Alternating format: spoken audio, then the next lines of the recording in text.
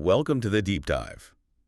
Today we're plunging into a truly captivating true crime mystery from almost a century ago. This isn't just any cold case. It's a story that weaves together, well, a transatlantic love triangle, a suspected murder at sea, Right. and a fascinating, often overlooked window into the societal landscape of marriage and divorce back in the 1930s. Absolutely. We've pulled together quite a stack of sources for you, archival press photos, news reports from the time. Yeah. And there's a great deep dive from a YouTube channel that specializes in ocean liner history. Oh, interesting. And we even have an academic thesis looking specifically at the history of divorce. So a good mix. Definitely. Our mission for this deep dive is really to try and unravel the perplexing disappearance of Agnes Tufverson. Her fate is still, hotly debated even today. Right. We'll examine the facts as we know them, explore the theories, some more plausible than others, maybe. And crucially, understand how the norms, the very rigid norms and legalities of marriage back then, might have shaped everything. The events, the investigation. The motivations, perhaps. Exactly. What's truly fascinating here is seeing how this personal tragedy, Agnes's story, it just intertwines with these much broader historical shifts. It gives us a real glimpse into a very different world. Okay, so let's start at the beginning. Summer of 1933. Tell us about Agnes Tufverson. Okay, so Agnes Tufverson, she's 43, she's an attorney, described as a socialite, pretty successful in her career. Right, a professional woman. Yes, but often described, using the language of the time as unlucky in love. Ah, that phrase. Yeah.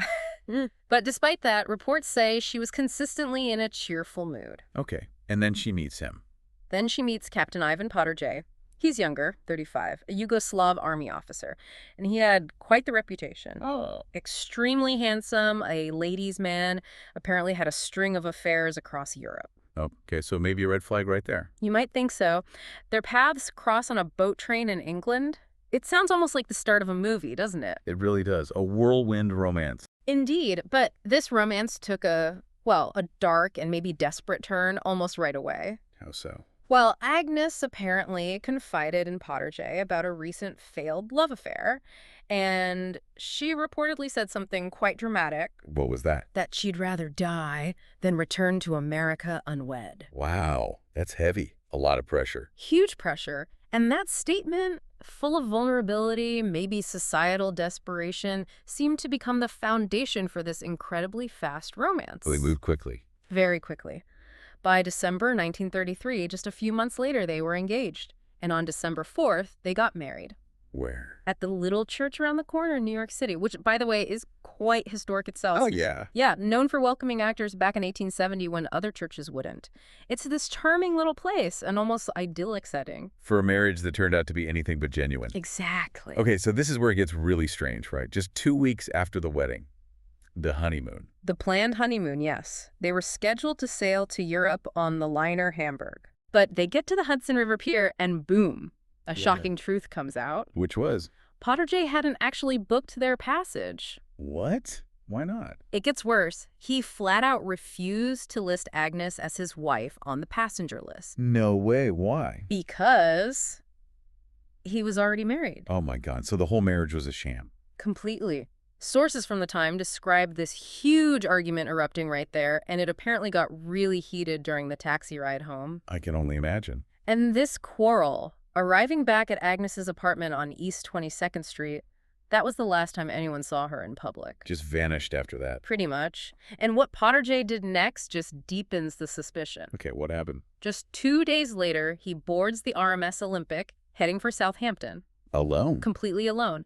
But, and this is key, traveling with a hefty amount of luggage, including one exceptionally large steamer trunk. A trunk that was later confirmed belonged to Agnes. Oh, that doesn't sound good. Not at all. And adding to the alarm, it was discovered pretty soon after that Agnes's bank account had been completely emptied. So, the argument, she disappears, he leaves along with her trunk, and her money's gone. Exactly. The sequence of events right after that public fight, it immediately raised huge red flags. I bet. So, when was she officially reported missing? It wasn't immediate, was it? No, and that's a critical point.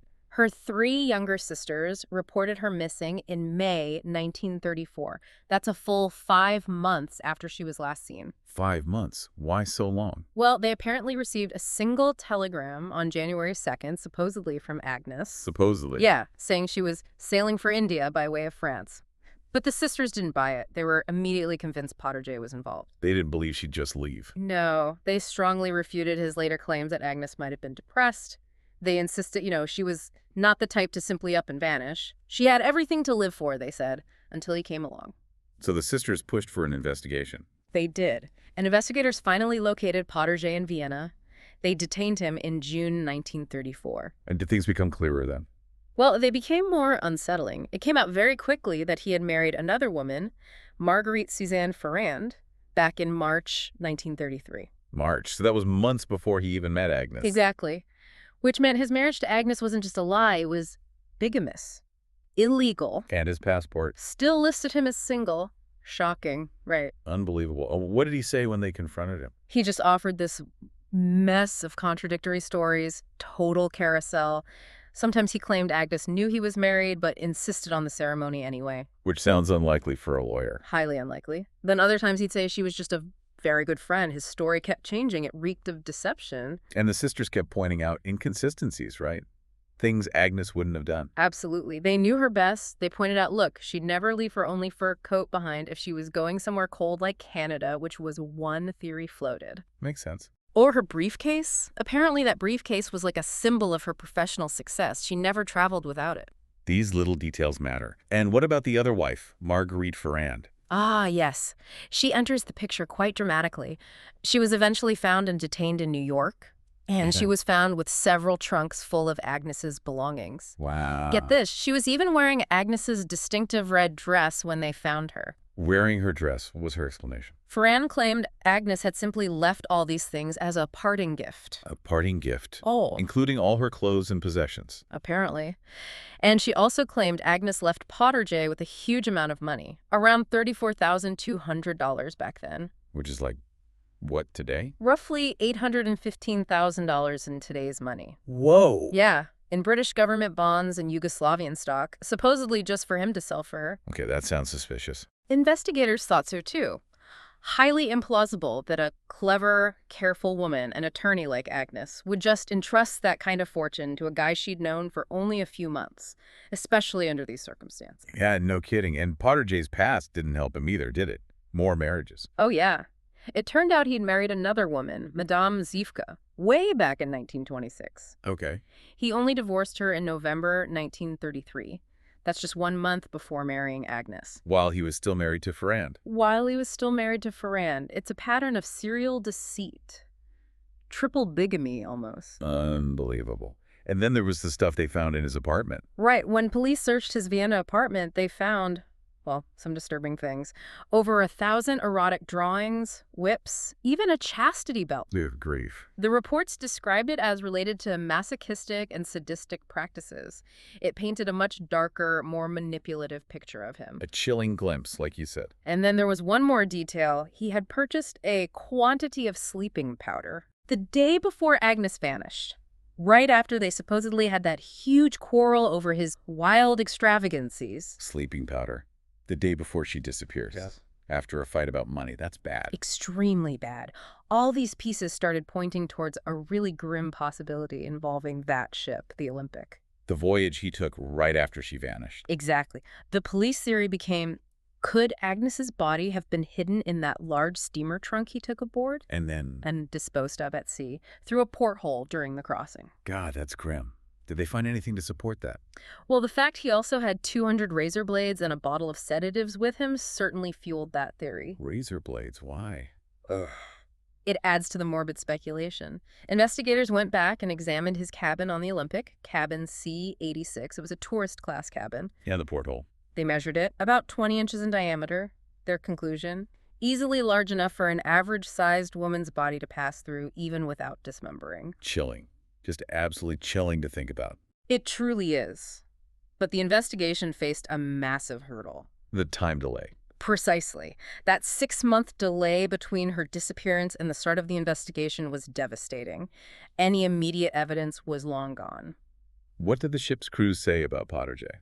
Well, the stewards were interviewed. They described him generally as upstanding and friendly, but they also admitted he refused to leave his stateroom during the entirety of the voyage. He stayed inside the whole time. Very suspicious. Did they check his luggage, that huge trunk? Yes, but crucially, they only inspected his luggage the morning after the ship had already set sail. The morning after, so he had the whole night. Exactly. He had all night and all morning to have rid himself of any object or package he wished to destroy while the ship was already well out to sea. The perfect opportunity, if that was his plan. That seems like it. And to make matters even worse for the investigators, Wow. his cabin, C-86, had been thoroughly cleaned multiple times since that voyage. Cunard White Star, the company, was famous for its unmatched cleanliness. So, any potential forensic evidence? Wiped away. Gone. That delay, combined with the ship's cleaning protocols, basically eliminated any chance of finding concrete proof in the cabin. Wow. So the circumstances are incredibly suspicious, but the hard evidence just wasn't there because of the timing. That's the tragic reality of it. Okay, this seems like a straightforward, albeit horrifying, story of deception and likely murder. But you mentioned earlier the context of the 1930s is really important here. It absolutely is. To really grasp maybe Agnes's situation, her choices, maybe her desperation, we have to understand what marriage and divorce were like then. Set the scene for us. Right? It was a time of change, right? Individualism rising. Exactly. People were starting to expect more from marriage. Not just a practical partnership, but romantic love, emotional satisfaction. That was becoming the ideal. But the laws didn't exactly keep up with that ideal. Not at all. Divorce laws varied massively state by state, but generally, they were much more restrictive than today. And New York, where Agnes got married. New York was notoriously conservative. You could basically only get a divorce for one reason: adultery. Proven adultery. That's it? That's it. And get this, the guilty spouse, the one who committed adultery, wasn't allowed to remarry within the state. Wow. So huge consequences. What about other states? Some were even stricter. South Carolina, for instance, still prohibited divorce entirely at that time. No divorce at all. None. So for many people, especially women trying to escape bad marriages, unhappy, abusive, whatever the hurdles were immense. Social stigma, financial ruin. What do people do? Some resorted to what were called migratory divorces, literally packing up and moving temporarily to a state with more liberal laws, like Nevada was becoming famous for Reno divorces. Well, you got to travel just to get divorced. Yes. It was complex, often humiliating, definitely expensive, not an option for everyone. And then you throw the Great Depression into the mix. That started in 29. Right, and that added this brutal layer of complexity. Ironically, the Depression actually led to a temporary drop in divorce rates. A drop? Why? You'd think hardship might increase breakups. You would, but divorce itself became an unaffordable luxury for many. People simply couldn't afford the legal fees, setting up separate households. So they stayed married out of pure economic necessity. Pretty much. Plus, the government was actually offering financial aid and jobs primarily to men with families. It incentivized staying together, legally at least. But did that mean marriages were happy? Not necessarily. While divorce rates dipped, cases of desertion and abandonment actually skyrocketed. So you had countless broken homes, technically still married, just living apart. It shows the pressure to keep up appearances. So how does all this connect back to Agnes Tufverson? Well, think about it. Here's this successful woman, a lawyer no less, smart, capable. Right. But she finds herself in this desperate romantic situation, maybe feeling that intense societal pressure we talked about, rather die than return unwed. Okay. Then she discovers her marriage is a sham, it's bigamous. But the legal system in New York offers her almost no easy way out. A divorce based on his adultery would be public, messy. And maybe financially devastating, especially during the Depression. Exactly. And remember, this was also an era when women lawyers were just starting to make inroads. Think of pioneers like Edith Spivak, starting in New York City's law department in 1934. They faced huge challenges, right? Immense challenges, biases. They had to really prove their mettle just to practice law. Agnes was one of these women, operating in a male-dominated world, seeking agency in her career, but maybe finding it much harder in her personal life. So the restrictive laws, the economic pressure, the societal expectations, it created a kind of trap for her, potentially. It could well have. These limited options and overwhelming pressures must have weighed incredibly heavily on her. It adds another layer to her vulnerability with someone like Poderjay. Okay, so despite all this context, all the suspicious circumstances, Poderjay wasn't charged with murder. No. He was eventually extradited back to the U.S. in January 1935, but astonishingly to many, he was charged only with bigamy. Just bigamy. Even the judge thought that was wrong, didn't he? He did. The judge, George L. Donnellan, made a famous statement from the bench. He said, "It's my judgment that this defendant should be before this court on another charge." Basically saying he thought Poderjay was guilty of more. Pretty clearly. And the chief probation officer's report was even more explicit. It stated Agnes's disappearance was not voluntary, but directly caused by the defendant, Wow. who had no affection for her and could profit financially by her wealth. Direct accusation. So why only bigamy? Because ultimately, they had no body, no murder weapon, no concrete forensic proof of a violent crime, thanks to that time delay and the ship cleaning. So the circumstantial evidence was overwhelming, but legally. Legally, their hands were tied. The system, with its burden of proof, just couldn't make a murder charge stick without that direct evidence. So what happened to Poderjay? How long did he serve for bigamy? He ended up serving just 5 years in prison. Only 5 years. Yep.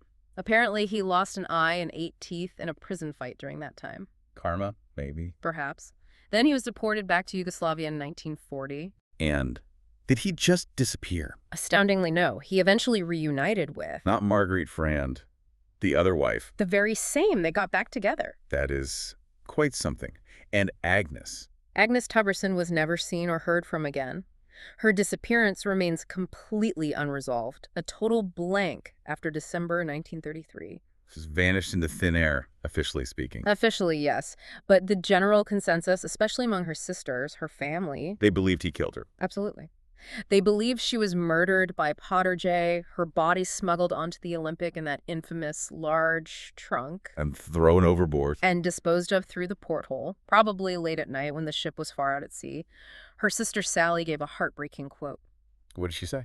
She said, "I think my sister lies at the bottom of the Atlantic.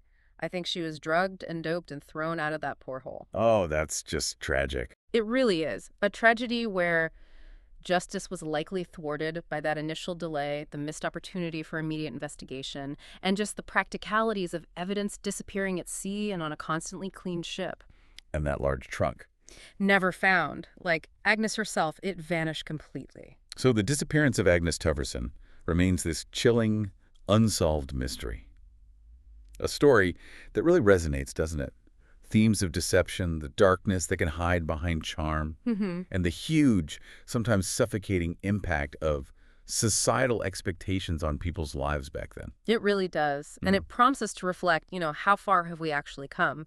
We look at marital laws, financial independence, legal protections. Things have changed, obviously. Yes, things have changed significantly in many ways since Agnes Tufverson's time. But it makes you wonder, how much has truly changed fundamentally? Which brings us to a final thought for you, our listener. Exactly. Even in today's world with, more liberal divorce laws, maybe more transparency through technology, how much do you think societal pressures, or maybe just deeply personal circumstances, still prevent individuals from escaping intolerable situations? Or from finding the justice they actually deserve when things go wrong? It's a tough question. How much power do those external and internal pressures still hold, even now? Something to think about.